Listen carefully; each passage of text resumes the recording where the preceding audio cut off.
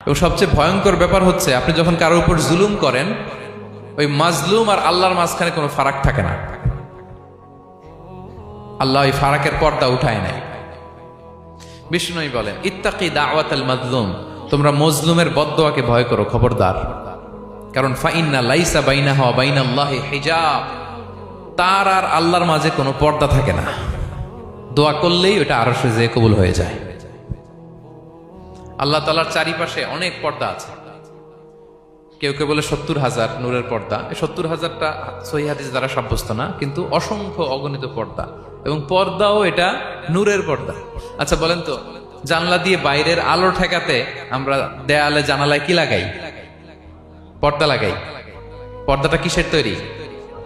মোটা কাপড়ের, যাতে করে ওই আলো না আসে। কিন্তু আল্লাহর চারদিকে যে পর্দা, ওই পর্দাটা কিসের? নূরের, আলো। ওনার পর্দায় আলো দিয়ে তৈরি। সুবহানাল্লাহ বললেন না? বিষ্ণু বলেন, ইত্তাকি দাওয়াতাল মাজলুম, মজলুমের বদদোয়াকে ভয় করো। ফাইন্না লাইসা বাইনাহা ওয়া বাইনাল্লাহি হিজাব, কেউ যখন মজলুম হয়ে কেঁদে বদদোয়া করে, তার আর আল্লাহর মাঝে ওই পর্দা থাকে না।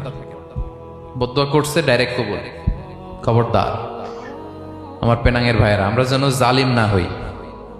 In it's any form, operation in it's any form, যেই কোনো ভাবে, যেই কোনো ক্ষেত্রে, যেই কোনো ধরনের হইতে পারে জুলুম। কাউকে আপনি ছোট্ট কোনো কাজে ঠকালেন, বন্টন নীতিতে ঠকালেন, হ্যাঁ, জমি মেরে দিয়ে ঠকালেন, আমানত মেরে দিয়ে ঠকালেন, ইন ইটস এনি ফর্ম যদি জুলুম করে থাকেন, খবরদার।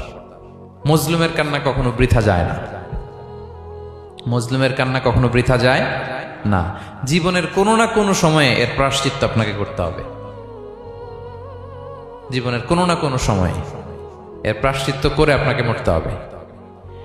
তাহলে কোন বিশ্বাসী কি জালিম হতে পারে? কারণ ইন্নাল্লাহা লা ইউহিব্বুল